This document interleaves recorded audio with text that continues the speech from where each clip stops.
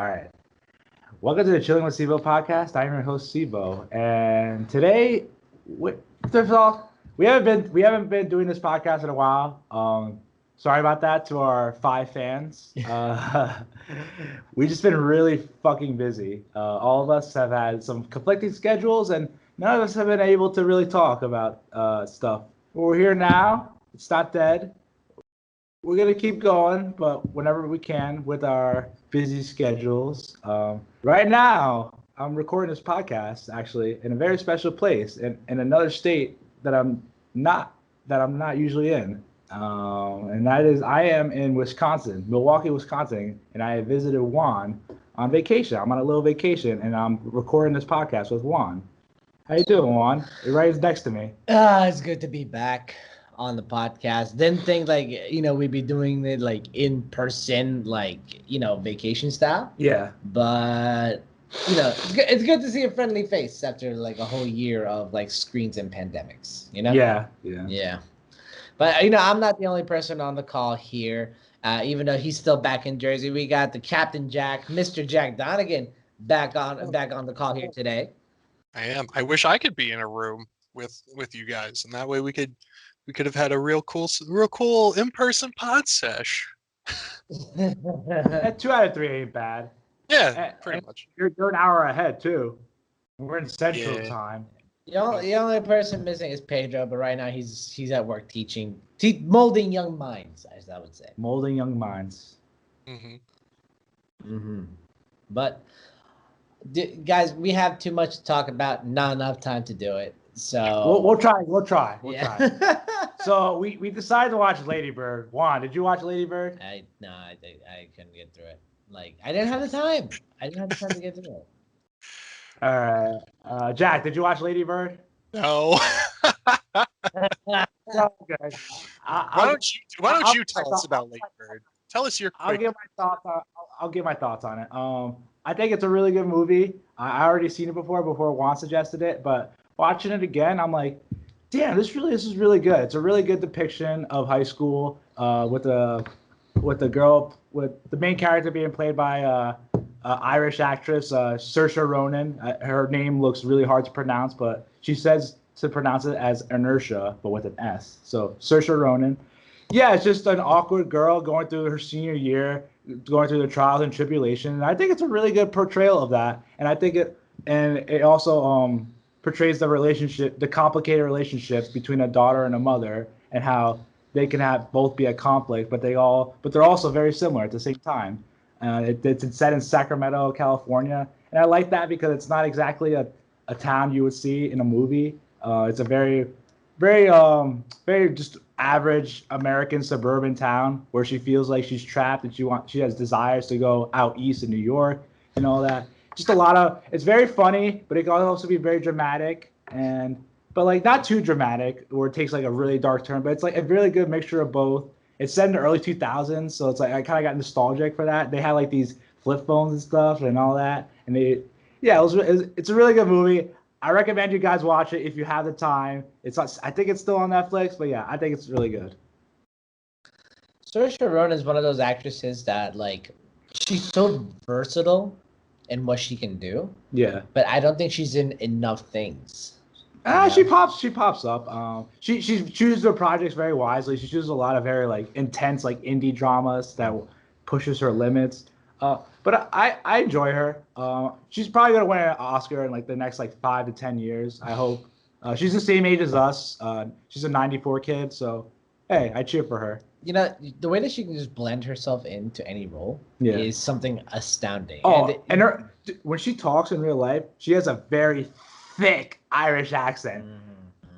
You do not hear a lick of that when she's talking in this movie. No, she acts like a regular awkward American girl, and I'm just like, how the hell did she do this? It's like Tom Holland whenever he plays like Spider-Man. You forget often that he is a British person, because the accent transition is just so well. Yeah, but like Tom Holland has like just a regular like British accent but like Saoirse like talks like this. I'm from Ireland. How you doing? Like, Jack, being the only Irish American here, was that racist? Are you Does it even matter if you're racist to white people? I mean, But you know what I'm saying? Her it's thick. Like it's like, oh my god, you can do these accents. Is it dummy thick? Is the question. Let's stick with Accent two C's. be dummy thick? Say again. An No, accent. yeah, the accent is dummy thick, yes, because like I don't know how she's able to pull that off with such a strong accent that only a certain amount of people have in the world, you know, Mm-hmm. and that she's able to pull off just being this American awkward girl that we've all met in our lives. Yeah. Yeah. So, all right, cool. Do you have any guys have any questions about Lady Bird or anything? Any concerns? I guess like, the mom's like overbearing, right? But as someone who's grown up with a mom and a sister, it kind of I see it. Like I see why it was in the movie, and I kind of relate to just being being a fly on the wall for that. Whenever they have a difference of opinion and stuff, my sister should watch this movie. She would really like this. Yeah. Did she actually change her name to Ladybird though? That's her nickname. She just asked people to call her Lady Bird. I think her name's Christine. Yeah, but she just asked people to call her that. Yeah, yeah. Timothy Chalamet's in it. Who else? What's that guy in? He was in the movie with Casey Affleck, Manchester by the Sea. I forget his name, but he was also really good in that. Some girl, I forget her name, Beanie Feldman, I want to say. She's this big like comedian girl that's around our age as well. She's also really good. She was in Booksmart, a movie directed by Olivia Wilde. That's also a high school comedy. So yeah, a lot of good young up and coming actors and stuff. I think I forget who won Best Actress that year, but I think Saoirse should have won that year. Honestly, she was great. Saoirse had a lot of opportunities to win that award so far. Each time she's just been snubbed. And the mom, she was nominated that year. I thought she was great, but she lost to Allison Janney in I, Tonya, which I kind of agree with. Allison Janney in that movie is incredible. So yeah. All right, cool. I kind of feel bad for not having watched. What about you, Jack? I didn't watch Lady Bird, but I did catch up on the last season of Castlevania. So talk about that show. Yeah, I would love How's to. Recommend it to us. Sell it to us. Okay.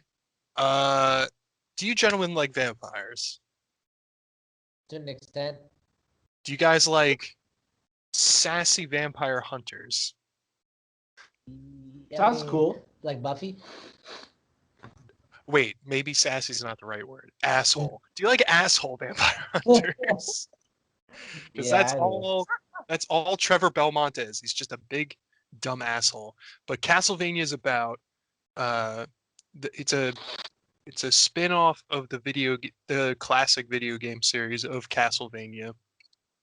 And it's about Trevor Belmont, a descendant of a famous family of monster hunters, as he comes back into the limelight after Dracula has laid waste to middle Europe, like Transylvania area type space. They don't really go into too much detail about where exactly everything is happening, but essentially Dracula is a problem. Trevor Belmont's there. He sees it as an opportunity to, be useful again, because it's been a couple years since there's been any real monster problems, and along the way he meets a quote unquote wizard. I don't really know. It's kind of weird. I call her a wizard. I don't think she's meant to be a wizard, but she meets a lady named Sypha. She meets a lady named Sypha, and she's able to control the elements. Like, she can shoot fireballs out of her hands, and she's basically the Avatar. Like, it's the only way I can describe it. Like, all her magic is element based, so I've just kind of associated her with the Avatar. And the two of them team up to then go take down Dracula, and along the way, they discover that Dracula has a son, and his name is Alucard, and the three of them go and try to defeat Dracula. And I don't want to spoil any of the seasons because it's a relatively short show. It's only 4 seasons with 32 episodes, I Oh, think. so like, how So long are each the episode episodes? each Like episode's 20 minutes? like 20, Okay. 25 minutes. So Okay. you could bang this out over a weekend if you wanted to. And I highly recommend it because the animation's really slick. It's done by Powerhouse Animation Studios, and they've done a couple of short projects, nothing of really high praise. I mean, they've done video games, they've done Mortal Kombat X, they've done the Avengers Initiative, they've done the Banner Saga, which is one of my favorite games, Darksiders 2, DC Universe Online, Okay. and the action scenes in this show are awe-inspiring to say the least. Like the amount of time they spent, and I think it's prevalent because this show came out before Invincible, which I know a lot of people love the fight scenes that happen in Invincible, but I Oh, feel right. like Soon. Yes. if you look at Castlevania, I feel like Castlevania was that stepping stone for some of the team at Invincible, because a lot of them, it's very very visceral. It's not for the faint of heart. There's like a lot of, so they don't cover up anything. There's a lot of blood. There's a lot of like sexy people. There's a whole bunch of shit happening in this show that is not really for, it's meant for us adult people, and it is a ton of fun. And yeah, if it's like a gothic uh it's like, how do I describe it? I need better words. Uh it's, think of, it's like if you mushed Game of Thrones with Buffy, you mush them together. Okay. All Yes, right. yeah, it's a lot of fun. I hope you guys get to watch it. Oh, it's produced by the Frederator Studios. That's the other thing Rhetoric. to say. Ah! Oh my Exactly. god. Oh my god, Frederator. That's Classic. ridiculous. The classic cartoon people. Yeah. I mean, you have me 50% convinced right now. Only 50%. Yes. I'm like 85% because I'll probably watch it. I just need the time. I just gotta have the time to watch it. I have a lot of, yeah, but it is short. It's animated in 40 minutes, so I can probably get through it quick. So I'll probably watch it down the line. Did not think season 4 was going to be like the ending of this show. I thought it was going to lead into more stuff, and I will say without spoiling anything, it very well could do more stuff. But if the show ended here at the end of season 4, I'd be happy. Okay. Okay. All right.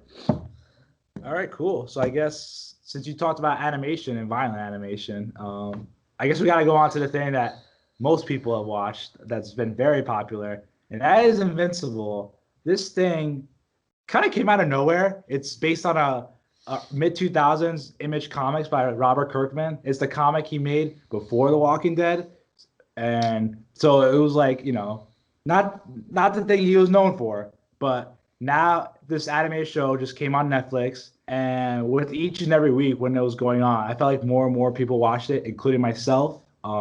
Because the word of mouth just got so it just spread like wildfire. Mm-hmm. I think I caught on to it in its 6th episode, and once I caught up to it, I'm just like, I gotta wait a week. So yeah, Invincible. I guess I'll start off with asking Juan. You finished Invincible. What did you think of it? Man. So, with superhero shows, you don't usually expect this much kind of like intensity, drama, and relatability. I mean, they try hard to get, they try hard to make it as relatable as possible, but at the same time, keep it PG-13. To keep it for the kids and stuff. Yeah, it's very Spider-Man like. Yeah. It's very inspired by Spider-Man. Yeah, and like just watching this, like this, it's kind of like the Spider-Man origin story without someone dying tragically, of course. But it also comes with such a mind fucking factor, Yeah. like alien, it's like an alien species taking over Mars and coming over to invade Earth sometime soon, but we don't know when.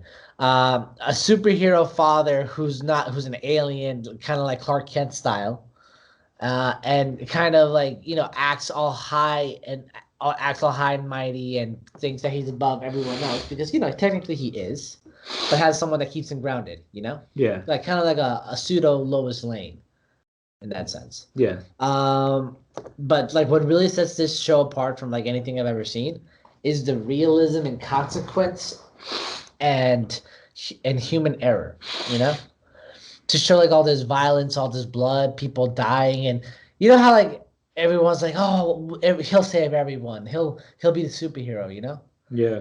This movie shows that no, you can't save everyone. You Yeah. can't help everyone. People are going to get hurt, and people are going to die. You definitely didn't It'll save be everybody. sometimes your fault, and it'll be sometimes someone else's fault that you can't do anything to stop them. That's what I really appreciated about this because, it made superhero movies the one thing they're not supposed to be, but it works. Yeah. It made them real, like as real as you can make them. And this is an animated show too. Exactly. So there was more flexibility in terms of like plot direction that you could do because it was an animated show. Yeah. And oh man, J.K. Simmons. What can be said about him that hasn't been said already? It's really surprising that he's like a prestige actor who just loves to do animated voice work too. Like, and it works. It's well. really rare. Like, the guy has an Oscar, but he just loves doing animation. They basically, and the thing is, like, no matter what he plays, no matter what he does, you'll always know who he is. Yeah, the voice. But it's the way he brings it to every role is different though. And like what he brought to this role reminded me a lot about his role in what's the name of that movie? Whiplash? Yeah, in Whiplash. It brought back like those memories of like an angry guy who thinks he's doing something right and pushing his students. But in this case, it's an angry father / alien who thinks that he's doing right by his civilization and by his half-breed son, Yeah. So like, it just reminded me of Whiplash so much that I got like uncomfortable, but in a good way, Overall, great show. Really great show. So I had no idea what to expect with this show when I first came out. I saw like a trailer. I saw a guy in a blue yellow suit. I'm like, huh. And the animation looked pretty cool. I'm like, oh, this is pretty cool. But when it premiered and stuff, and like the episodes were going week to week, people were like, "You gotta watch Invincible," and I knew nothing about it. I'm like, it's like, oh, this is a Kirkman comic. I'm like, and I heard that it was like, I heard that it was like really violent and gory. And I'm like, interesting. I'm like, and it's on Amazon, which is the same platform as The Boys, a show I do also like. So I'm like, okay, I'll give this a shot. So I guess I'll go into spoilers since the show is already like it ended like 2 months ago now, and. Yeah. I think you're in safe territory. Okay, so when the first episode starts, it's like 30 minutes of just the average superhero origin story about a kid who gets his powers and he goes to high school and stuff. I'm like, okay, this is pretty cool. I like this. And then they had a whole Justice League Avengers knockoff, literally like very intentional knockoffs that are like just little variations of what we already know. I'm like, oh, this is pretty cool. I like this. But then we get to the last like 10 minutes and my mouth just dropped when I saw when the Guardians of the Globe come in and they're like, oh, what's going on? And Omni-Man just beats the fucking hell out of everybody in the goriest, disgusting way possible. And I had no idea what I was watching. And I was like, but I knew that I was hooked and I had to catch up. And I'm like, okay, this show is for real. Because I know, and from that point on, I just got so addicted. I got really invested in the characters, and like Juan said, it's a great show. I highly recommend watching it. And Jack, you're one of the rare ones that actually knew about Invincible before the show came out, and you were like, yeah. Explain to me about that. Yeah, so I read the first 6 volumes of Invincible, and I enjoyed it. The story caught my eye because it delved into boys territory in the sense of it was a more realistic take on what it would be like if superheroes were a thing. And then there's the whole Like those volumes lead up pretty much almost in tandem with where the TV show left off, where those volumes taught you like Invincible talks to his father about where he's from, and he starts meeting more superheroes, and then the League of Hero people get killed, and then there's an investigation going on, and then finally it's revealed that Omni-Man's the one that did it. So I knew all of those twists and an approximation of what they were going to be doing story-wise when it came to the show. But when I watched the show, it completely changed. Like it reignited those feelings, even though I knew the direction that the story was going to be heading in. Watching the way that the action scenes were animated and seeing them spearheading those parts of the show made it so much more entertaining. And having that voice cast, like the people that they grabbed for the show, just made the whole experience so much more enjoyable. So regardless of, like I was saying before, like even though I knew the beats that were coming up, I was still thoroughly entertained throughout this like entire season, just watching Invincible and being like, oh my god. What's up? You finally watched it? Well, I'm not all caught up. Like, I'm not at the end of it yet, but you know, you see clips everywhere. Yeah. It's impossible to not. It feels impossible to not see this show. Yeah. It's really weird that an adult, mature animated show has caught like fire like this, because because usually the animated shows that get popular are, you know, comedy based, you know, and for a serious animated show, albeit, you know, a superhero show, a genre that's very popular right now, but still to see something that like all of us have watched, not only just us like nerds, because all of us are fucking nerds who love animation, but like just average people who are putting up memes of Omni-Man saying, "Think, Mark, think," with the two fingers on his temple. You're just like, wow, okay. Like even like soccer moms are watching this shit, and I'm like, this is cool. I really hope Amazon really invests more into animation. And I hope other streaming services are looking at it too and being like, you know what? Let's take that pitch that guy did a couple years ago about that serious animated show that we weren't quite sure about, but now we're going to do it because Invincible is popular. What do you guys think about that? No, I agree. Sorry, I was eating food. For me, I'm just hoping that Amazon's done a great job in not being like a studio interference kind of thing. Oh yeah. Like they've let artists and creators like really just express themselves and stuff. Yeah. I'm just like, you know, how much can you stay true to the original source material? I mean, versus taking creative liberties in order to further the plot in a much more cohesive way, you know?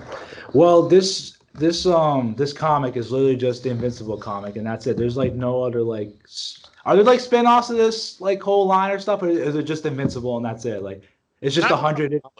I think it's just the story of Invincible. I don't think they go into the world as a whole in other comics. Like to like do like spin-offs and stuff. I think it's just this story and that's it. I mean, they said the same thing about SpongeBob and not Patrick's getting his own show. Well, because Nickelodeon's a corporate greedy company that wants to milk SpongeBob till there's no milk left, and surprisingly, like they literally have to wait for Steven Hindenburg to die to do all this. That's a whole thing. Yeah.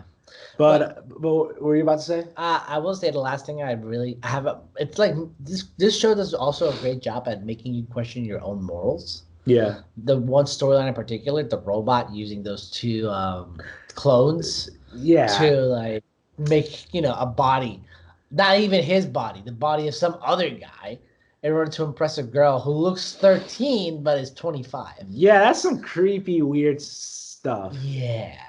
But I guess, you know, we'll see where that goes. Oh, yeah. Because there's confirmed to be a season 2 and 3. I'm sure there's gonna be more after that, because I think like I'm sure the show's gonna get even more popular with those later seasons. 6 seasons in a movie. Probably not. Just a show. I mean, there's Hopefully- 144 issues, so Yeah. I'm sure they can find a way to mush them together. But it does end at some point. Yeah. It does. And apparently, I think Seth Rogen's production company wants to do a live action version of this, which is like, I don't know how they can pull it off because like there's a lot of like, I don't know how you could do that style and put it to live action because especially the violence, like It's also like, if they already revealed so much of the plot and stuff to like general audiences, it's not gonna like come out like as great. People are gonna be comparing it to the original source material and the show. That you're gonna mess up somehow.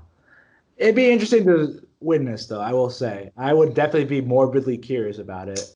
I wouldn't be surprised if it wound up being very boys-esque, because I think a lot of people that enjoyed The Boys, and because it's on Amazon, they saw Invincible and they're like, oh, more superhero stuff. I'll give it a watch. Oh, whoa, this is pretty fucking crazy, just like how The Boys was. So I feel like that's definitely that audience was definitely kind of brought over into this show, and I would be surprised if that same group of people were also like, wait, you're going to turn this show into more of The Boys? Sign me up. Well, the thing I liked about this that was different from The Boys is that this show, while it has its comedic elements and its self-awareness and meta stuff, it plays it straight. Like it doesn't really poke fun at like the audience or like at the superhero genre, saying like all superheroes are shit. Like don't like these guys. They're all terrible people. Well, in Invincible, there's good people and there's bad people. You know, like literally every single superhero in The Boys is a piece of shit. Well, except for like Starlight and Invincible. Yeah, like I said, there's Mark. He's good. Adam Eve is good. The Guardians of the Globe, for the most part, are good people, except for Omni-Man. He's the villain, and there's other villains that pop up too. And yeah, that's what I like about this show. It's traditional, but it's also still that has that biting sense of humor, like other stuff. So yeah. But I still like The Boys, by the way. Boys is still good. Can't wait for season 3. Yeah. Overall, we're liking a lot of things here. There's a lot of content out there. I kind of ranted to Juan yesterday about all the stuff we need to catch up on. It's just like I'm just like, why can't we just go back to the '90s where just like only Seinfeld and Friends was on, and that's it. I know, right? Yeah. Have either? Sorry. What were you saying? I was saying that I made the counterpoint that then you wouldn't have as much diversity and representation that you do today. Which is true. Which I'm in favor of what Juan said, but it's just like, God damn, there's a lot of things to watch. I know the feeling. I'm barely catching up with everyone else on the things that were popular 4 years ago. Yeah. Oh yeah, you said you started watching Game of Thrones? I'm gonna start watching Game of Thrones today. Once I go to work. Right. But I was wondering if either of you guys have started the Bad Batch. Yes, I have. Pedro has. I have not. Okay. Wait, so I'm all caught up. Yes. I think I might have missed, and I haven't watched the latest episode. But do you have an overall opinion so far? The first episode was awesome. Everything else has kind of been filler since. Okay. It's just. I kind of agree with that. Yeah. Like they're not hitting the hard questions. It's 16 episodes, so I know these filler episodes are to establish the characters, make us get attached to them, introduce these small things, these small threads that could probably go into the future plot. But right now, it's just the first episode introduced the Bad Batch in a really cool way. It was very cinematic, all that. But then a later episode is just Omega gets into trouble, they gotta save her, or the Bad Batch gets into trouble, and Omega has to save them. Mm-hmm. And we go into these different planets, meet different people. It's kind of like Pokemon, where they help out different people every episode, and they say goodbye to them. And yeah, I will say I was very impressed with the level of rendering. Yeah, everything looks beautiful. Everything looks so pretty. Yes, the animation to the show is very top notch. I'm so glad that it looks like Clone Wars rather than Rebels, because yeah, Rebels was a good show, but you could tell that the budget for that was marginally less than Clone Wars, especially when you compare it to the final season of Clone Wars, which looks amazing, and that the Bad Batch looks like the final season of Clone Wars, which I'm like, thank you. Never go back to that Rebel style ever again. I don't know. I don't know. I don't know what happened. Like, it's Star Wars. Why don't they have a budget? Like, what the hell, Disney? In preparation of Bad Batch, like in between weeks, I've been going back and I started Clone Wars from season 1, and to see the first couple episodes in season 1 and then comparing it to the Bad Batch currently, they've come so far, yet have still made it possible to keep that style of like the textures and the way that characters are modeled and everything. They still kept that core design throughout the entirety of the Clone Wars and then into this, and I'm so thankful for it because it's just so unique compared to any other animated show that I've seen before, and it's got such a character to it that I agree with you that when they went to Rebels, I was like, this doesn't feel like a Star Wars property. This feels like a fan who really likes Star Wars tried to make a Star Wars thing. Except it was still from Lucasfilm, so it's just like, what happened? It's still a good show. I still recommend it. But yeah, I agree. But I'm loving the Bad Batch so far. No, go ahead. Sorry. What were you saying? No, I was just like, I look forward to every Friday where I can watch it, week to week, and yeah, it's a good time. Juan, you gotta watch it. Then I gotta watch Clone Wars. And No, you don't. No, you don't. No, you don't. You really don't. See the good arcs in Clone Wars, because that shit's mind blowing. Yeah, no, ain't nobody got time for that. I'm telling you, as someone that is currently doing what you think you have to do, you don't have to do it. There's little Easter eggs in Bad Batch that you may or may not get if you don't watch Clone Wars. Like, there was stuff like minor things. There's a character here and there where you're like, hey, that guy was in Clone Wars. Whoa, hey, that's the thing that happened in Clone Wars. That's so crazy. So overall, though, you could watch Bad Batch. They explain the characters really well, the central characters. And... They do. Once I finish Bob's Burgers, which is like the final episode that I'm on, then I'll start. Yep. So to keep on animation, so Juan, what do you think about Bob's Burgers? Honestly, dude, it's probably one of the more underrated animated shows of our time. Okay. And I know that's high praise. But you know how like shows like American Dad and Family Guy and Futurama try to explore like these super like, out of this world concepts that like really try to push the boundary of what it can do? Yeah. What Bob's Burgers does is it pushes the boundaries of like modern society and still tells a really good story. The writing is excellent, the jokes are on point, and the voice acting is probably some of the best I've ever seen. Okay. And I mean, you heard because you can't really see them. You know what I mean? Yeah. I honestly, Jack, it actually seems like more like your kind of show, man. Do you watch Bob's Burgers, Jack? I've watched Bob's Burgers. I like it.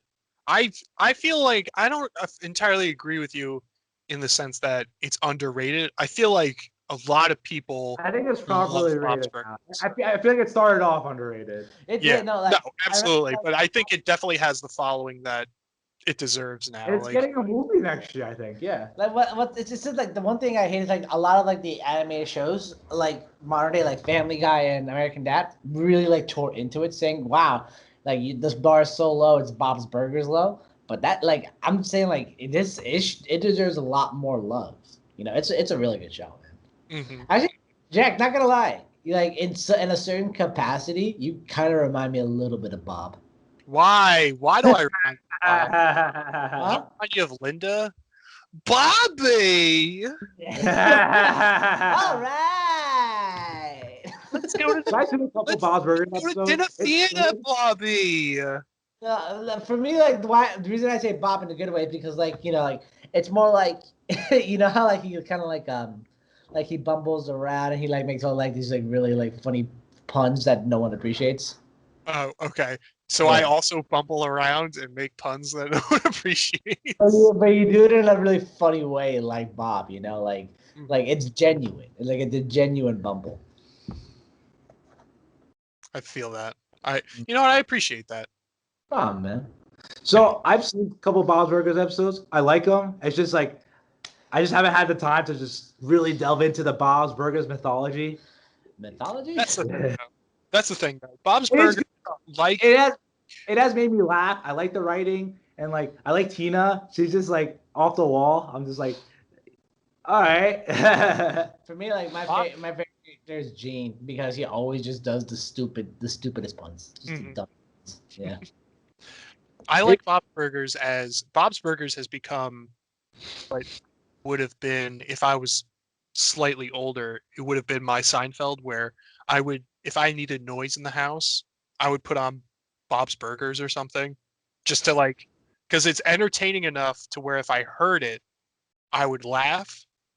But I don't feel like I have to sit there and watch like every single second of the show. Like it's a very casual watch, and it doesn't matter what episode you jump into. In my opinion, it doesn't matter what episode you jump into. It doesn't. It really Because doesn't. like you get a very good sense of how everyone is, like as the episode goes on. Like by the end of it, you know exactly how Bob is and his relationship with his kids and how Linda is, and you know what kind of shenanigans are the family going to get into this time.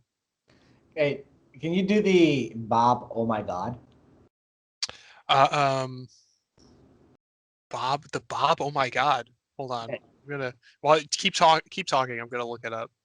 No, but basically, like what I love about the show the most is that like it's that kind of show. It's exactly what Jack said. You can start it anywhere, and it doesn't matter if there's a plot or not.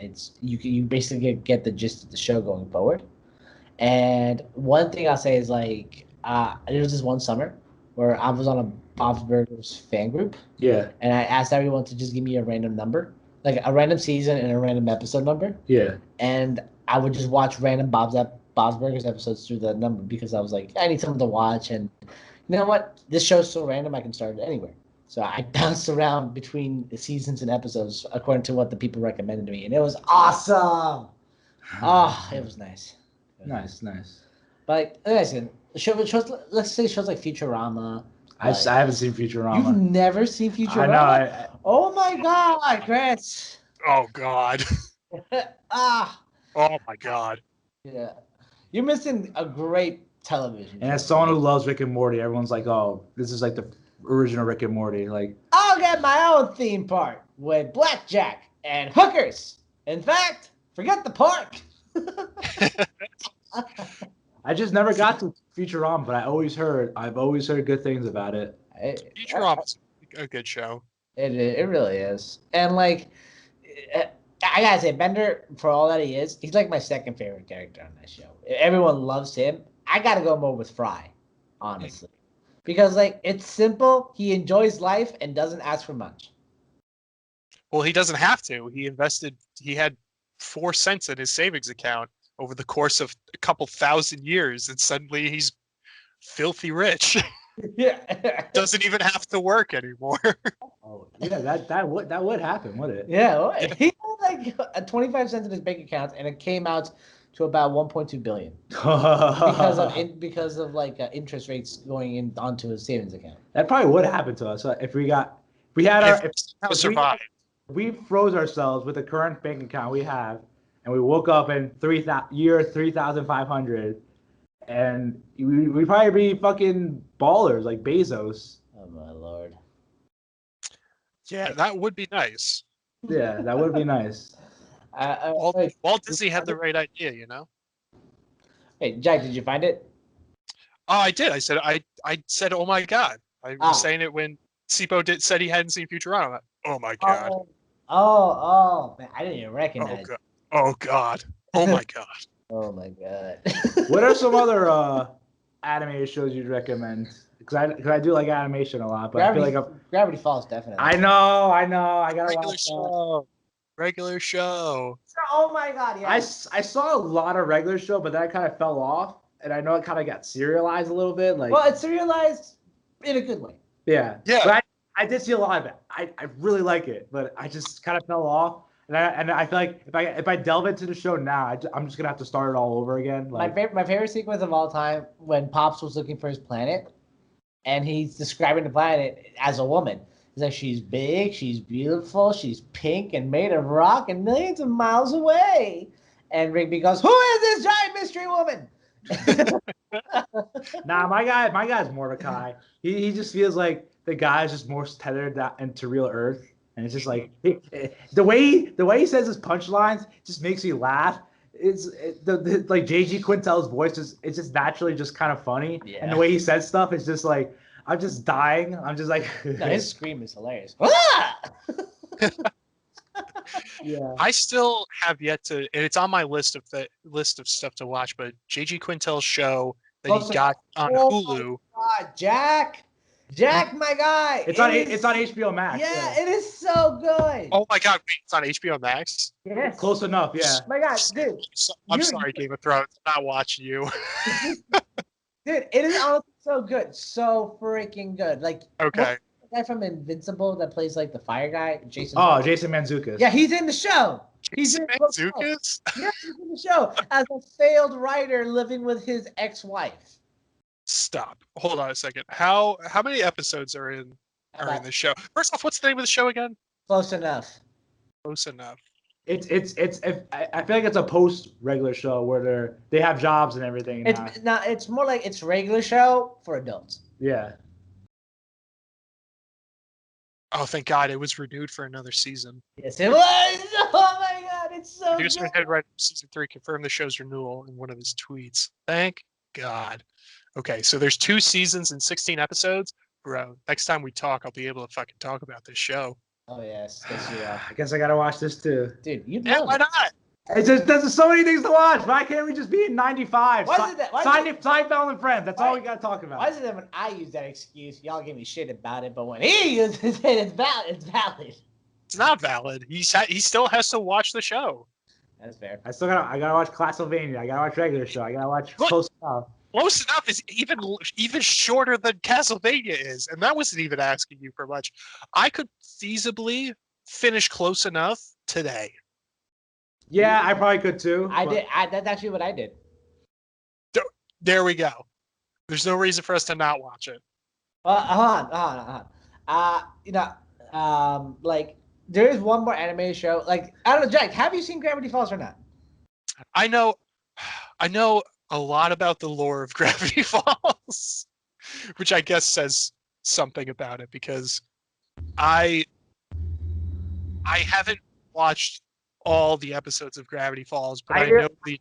It's one of those things where you know it's good, and I just haven't gotten to it yet. For me, it's like a Game of Thrones thing where I got interested in the lore, but didn't feel like watching the show as much because I was so far behind. So I just wound up reading a bunch about the show. I was like, oh, wow, this is a pretty cool show. And then I just wound up never going back to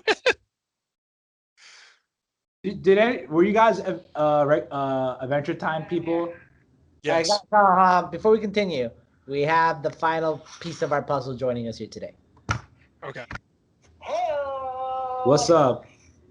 What's up? It's your boy, Pedro, Juan,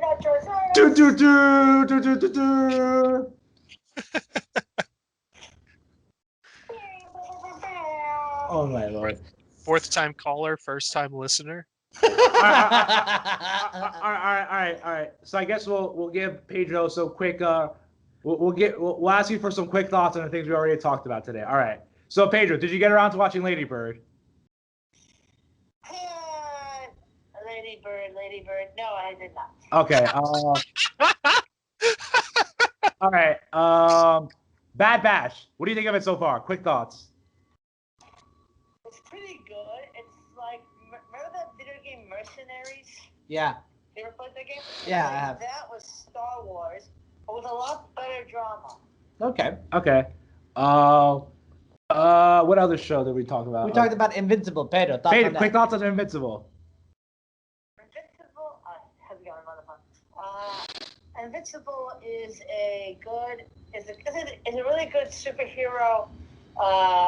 Is it superhero? I don't know. Like it goes against the superhero trope in that it takes big people who are larger than life and then turns them into more human and in understandable ways. Like Omni-Man, who is who's like Zod basically, who came to Earth to take it over, but somehow found himself ensnared in its allure until he remembered that he's a soldier and he has to do his mission. And then you got Invincible, who just became a superhero and has to meet the expectation of his father, while in the meantime his entire world is crashing down around him while facing the hardships of high school, as well as how hard it is to be a superhero, especially against people who can be stronger than you. He's finding out the harsh realities of being a symbol. And then with characters like the clone twins, the pink girl, I forget her name Adam right Eve. now. Oh my God. Was she going for some kind of religious thing? Nah, it was based off a pun because she can manipulate atoms. Yes, but Atom and Eve, really? I think it's clever. See it? Wait, Pedro. Can I say one thing? What? You basically added more depth to the show than all three of us did in this one phone call. Yeah, comparing it to Zod was actually on point. That put Juan and me to shame. Yeah. Well, it's just that this goes into the human aspect of being a supervillain that DC and Marvel don't really get into as much as they should. Like, I agree. This takes situations like facing reality or trauma and seeing the most evil parts of people, no matter how good they are. Like Omni-Man, he beat his own freaking son almost to death just because he thought he was doing the right thing. Think, Pedro, think. Oh my God. All right, hold on. I'm gonna do a quick lightning round because I want c.bo to break down his like time here in Wisconsin real quick. But first, Bob's Burgers. Juan raved about Bob's Burgers. Do you like Bob's Burgers, Pedro? Are you kidding me? I've been watching it on my breaks. All right. Adventure. Regular show. I've seen it like 3 times, and I want to watch Close Enough, but I haven't had time. So Juan is close enough. Wait, hold on, Jack. What? I said, what a coincidence. Oh yeah, because Jack wants to do the same thing. Legitimately, I told him about it, and I was raving, and he was so set on watching Game of Thrones, and he's like, "Well, Game of Thrones is gonna have to wait." Oh, and Pedro, did you watch Castlevania? Because Jack raves about it. Yes, I saw Castlevania. Did you see the final season? No, Yes, only Jack. good. Oh, so Oh my good. God, it's so good. It's the best. All right. Well, Glad at least one other person has seen this show. I guess we have to. There's one show we have to talk about that we have not talked about yet, and that's the Marvel show, Falcon and the Winter Soldier. Okay. What's our quick thoughts on that? I start off with Pedro since he just came on. Yeah. All right, this show is a good real life portrayal of the passing of the baton that's not often seen in superhero shows or in superhero genres. Because as you know with Batman, you got the Robins who are supposed to take over, but instead they have their own identities. So seeing that Sam actually taking on the mantle of Captain America, actually accepting it, not only emphasizes a political and social statement, but it also brings home a point that I heard in the Dark Knight Rises, that anybody can be Batman, or in this case, anybody can be Captain America. It's not the mask that. It's not the person underneath the mask. It's the symbol that they represent. Yeah.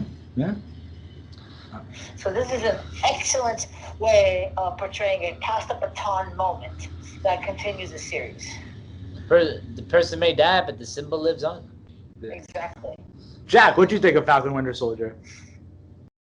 I'll keep it brief because I feel like Pedro's articulated my feelings about the show better than I could. I really enjoyed it. I liked the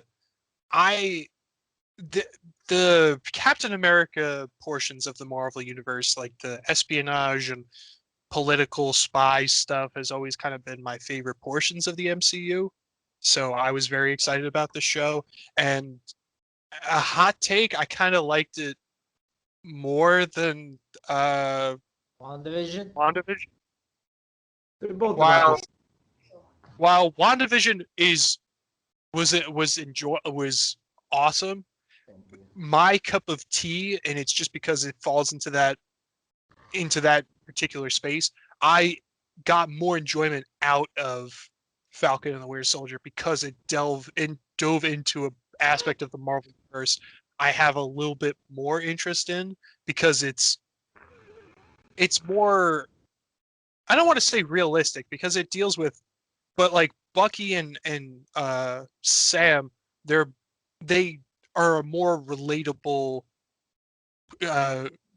protagonists than Wanda was, and I felt that, you know, that the problems that they dealt with were more grounded, and it felt more like it could be a real thing. Like if you like it felt more realistic in the sense of like, oh shit, like these two guys are dealing, you know, they have their own like personal issues that they deal with in the show, but they're dealing with a variety of things in the show that very well mirror things that have occurred in our own histories. And that's why I don't know, I kind of enjoyed it a little more. But overall, I really liked it, and I can't wait to see more Captain America stuff. But like, could we talk about his new costume, because it's so good? Yeah, it is. Yeah, I really. I guess I'll go into my thoughts now. Yeah. I like the show. I thought everything around Sam Wilson and the passing of the baton moment was really good, but everything surrounding Sam, especially the Flag Smashers, such a drag to get through. They were really just boring villains. I didn't really care for them at all. They just sucked all the excitement and charisma out of the show whenever they were on screen.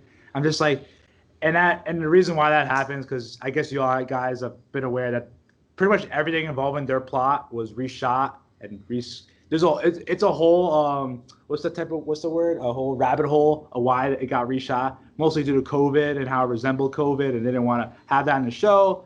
But everything with Sam was good. Everything surrounding Sam was either kind of rushed or sloppy, in my opinion. Like John Walker.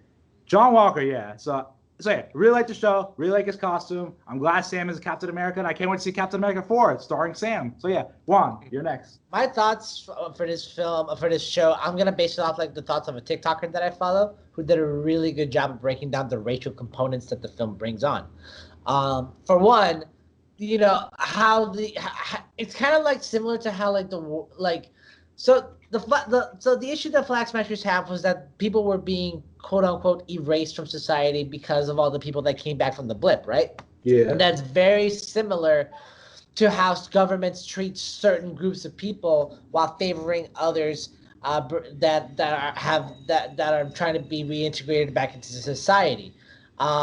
There's so many levels to it that could be breaking down that it's too complex for me to try to bring up. But I will say that the racial component to this show in general really spoke volumes. Like the fact that Sam willingly gave up the shield and the government agreed to take the shield from him. That's one aspect. But that they gave it to John Walker right after, a blonde-haired, blue-eyed white guy, to be the symbol of America, who it just was like, wow. Like it really tells you like how much like they value the shield and what they truly saw America to be.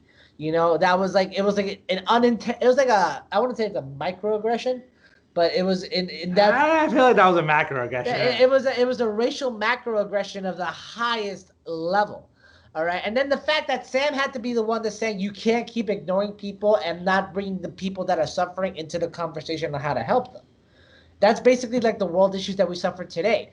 There's not enough representation in geopolitical talks to help like refugees or immigrants or people who are suffering, because you are not bringing those people to the negotiating table. You're not bringing those that have their best interests at heart, you know? And I think the show did a really good job highlighting that. Like, you can say all that you can say about the Flag Smashers and their messed up and choppy plot, but they brought up really good points in saying that what we fail to do as a political world, as a society, is trying to help people, is not talking directly to the people that need help. We talk to their, what we assume is their best representatives that best communicate with us, but they don't come with the full scope of the problem.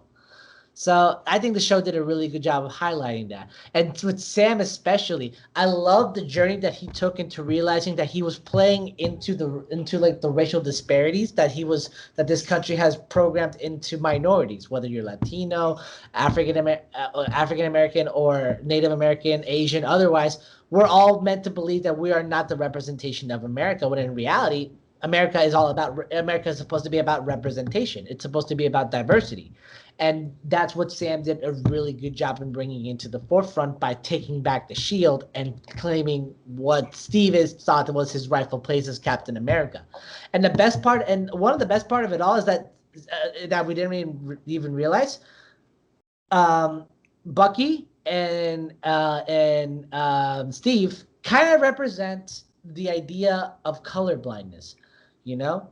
Like, they kind of, in the sense that they tried so hard to like they were raised in a time where like race didn't quote unquote matter in regards to fighting a war, because it just mattered what side you were on and what you were defending in terms of an ideology. So that's where their mindset going into the 21st century. But since race has become such a huge topic of discussion and the forefront of what we're trying to become, they couldn't have realized that. And Steve didn't realize that when he gave the shield to Sam, because all he saw was the man that shared his ideals. Bucky, the same thing, you know? And like, it did a really good job in showing people that you cannot be colorblind to these sensitive issues. Race matters, the topic matters, and it has to be talked about. You can't hide it in society like you did with Elijah. Yeah, I know what you're talking about. The former Black Captain America. Yeah, well said. Yeah. Any thoughts on that? Any final thoughts on Falcon Winter Soldier, which turned into Captain America and Winter Soldier at the end? Yeah. My only thing is, if I had the opportunity, if I was able to download every episode, I would love to try to recut it so that would can get rid of certain parts and see if it can be put into more of a movie timeline of maybe 3 hours. Get rid of Carly. Get rid of everything with her, you know. Then use your No, because I'm kidding. There is good stuff there. They just didn't put enough time into it. But she is a good actress, and I do want to see her in more things, though. She should be in Big Three now. Alloy. Right? What? She's been in Game of Thrones, Star Wars, and this show. I think so.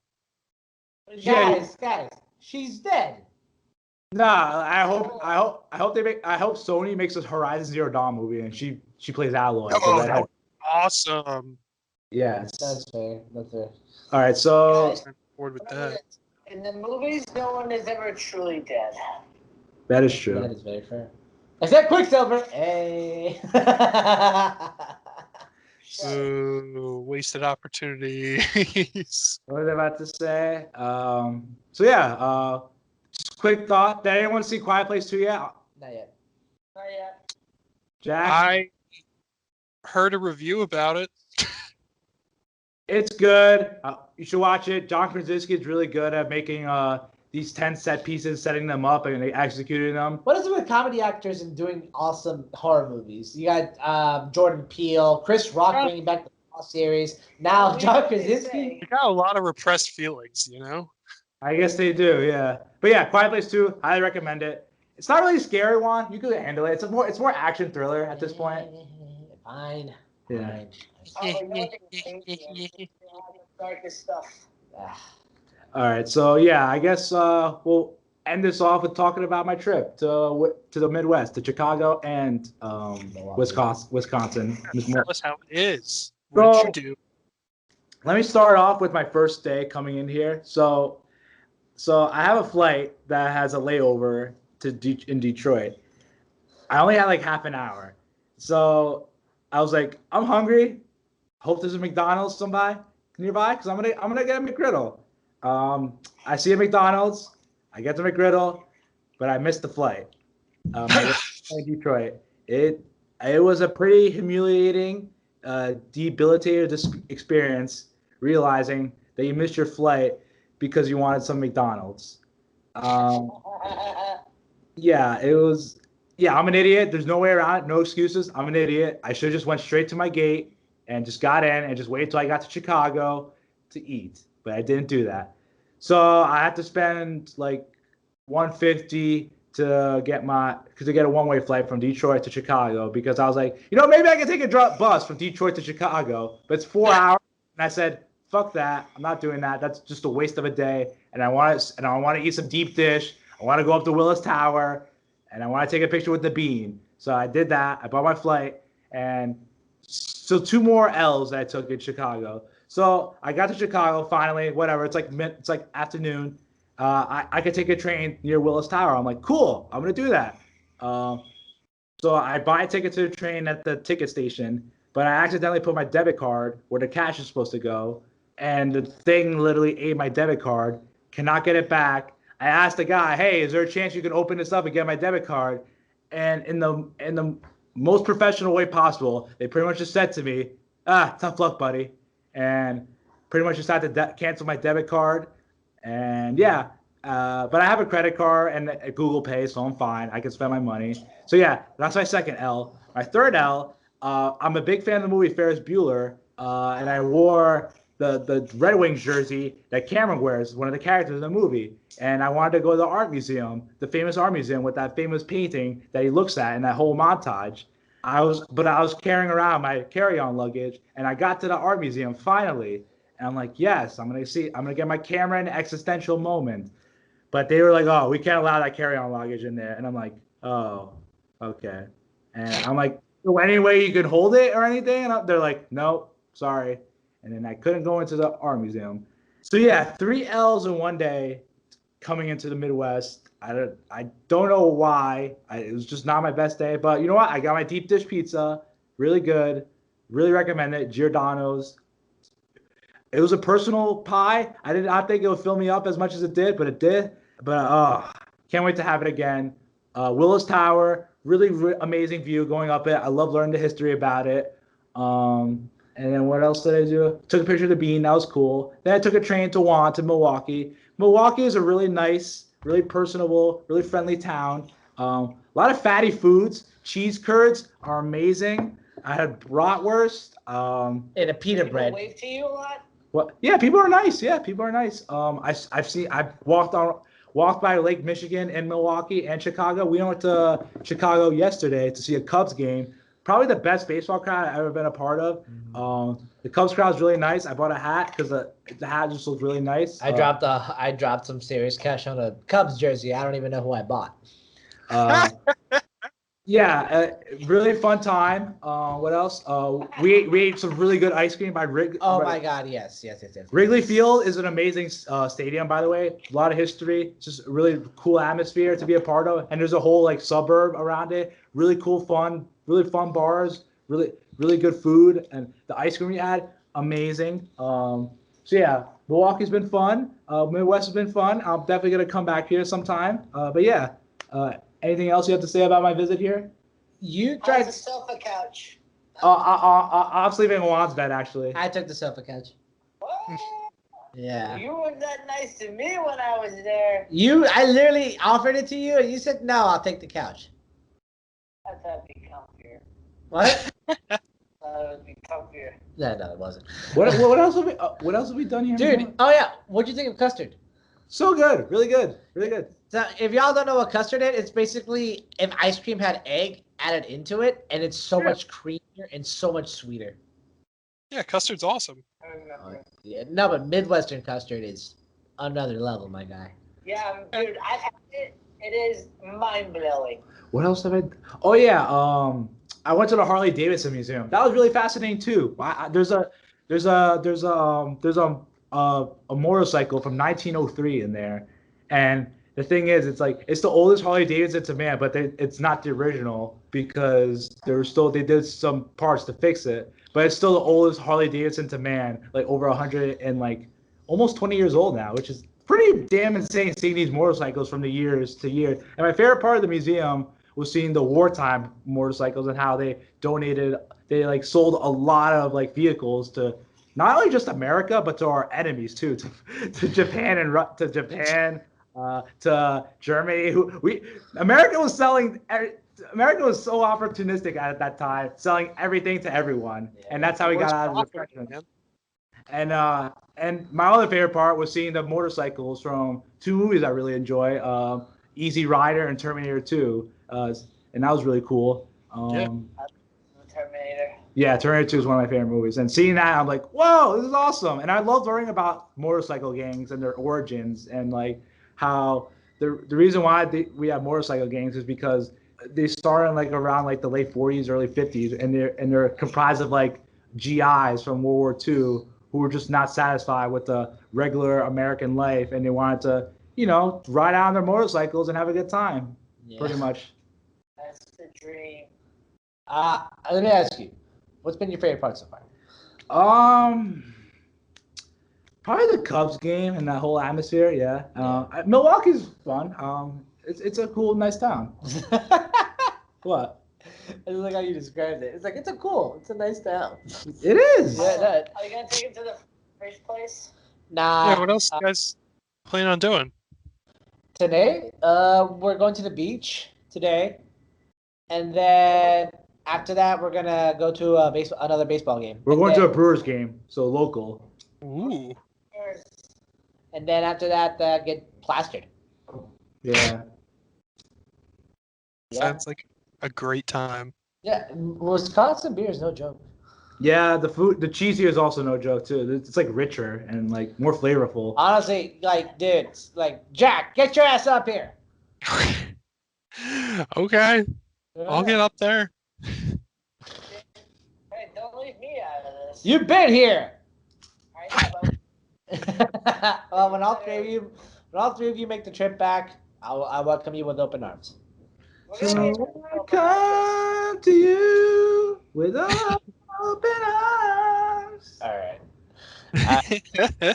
Anything else before we wrap up? Any hot takes left over from the weeks we haven't done a podcast? I don't know. Holy crap. I don't know why I'm yawning, but yeah, no, I'm pretty good. I wanted to say, we're gonna get an answer of whether or not Aaron Rodgers is staying with the Packers or not. Ooh, that'll be This interesting. Tuesday. We'll find out. But I have my money on that he goes somewhere. Probably Denver. I have in mind that he's just gonna retire. Why? If anything, why would you want to go somewhere warm? Because they already have a quarterback out there in Justin Herbert. Stop recommending the Chargers. What about the Rams? Already have Matthew Stafford. What about what's the other California team? The 49ers. Jimmy Garoppolo and Trey Lance. But like, You got nothing. it's like Jimmy G or Aaron Rodgers. You have nothing. And also, Aaron Rodgers wouldn't even. Go. Huh? Garoppolo was let go. No, he's still there. No, he was let go. Bet. I thought it was let go actually. Bet. Huh? I thought No, that, he's still there. I thought they had like no intention of like. No, they're keeping him to mentor the guy that they just drafted, Trey Lance. Oh, okay. Yeah. But he's gotta go somewhere warm. Like No, why? he doesn't. Why does he want to go somewhere cold like now? Denver? Good Denver? weapons, better defense, and organization that understands him, and a possibility to win another Super Bowl. And he's closer to Hollywood Also, too. some people prefer cold weather over hot weather. Plus, he's a Just mile saying. high, so like Denver's a mile high off the ground, so the air makes the ball fly higher. But you see Tom Brady in warm weather, he looks like the happiest he's ever been. Tom Brady's a freak. He looks so happy. He looks looks like he belongs in Florida. He is Florida man. Tom Yeah. Brady is Florida man personified. He's cheesy Florida man. Plus, This is getting wild. Well, also, who would want to leave Boston? Most people. Fuck Boston. I was about to say, E3's next week, so there'll probably be some news about video games and shit like that. Oh yeah, that's gonna be more. That's gonna be you and Jack coming. I heard there's supposed to be a resale of PS5 soon. A resale? Like a restock. Oh. I heard they're not getting restocked until next year. Damn it, I was lied to. You could be right though. That's just from the last time I heard of it. I haven't been on my phone in like 2 hours. Has a Nintendo Switch Pro been confirmed yet? Probe. Yes. I thought that was confirmed a while ago. No, I mean like, has Nintendo announced it yet? Oh, I don't know. Okay, because I've been on the lookout for that. I'm thinking of getting it. Okay, so I guess we're gonna end here, guys. 70 minutes of catching up on our hot takes and stuff. I don't know when we'll be back. Hopefully, very soon. There's a lot of news coming out. Loki's coming out soon. Some new movies are coming out too. Black Widow's next month. I can't believe it. It's already here finally. We've been waiting for this movie for like 2 years now. Yeah, so good stuff coming up. Hopefully, we can all talk about it. And yeah, hope we can talk about it with each other soon. Yeah. Hell yeah. All right, guys. Later. Love you guys. See you guys soon.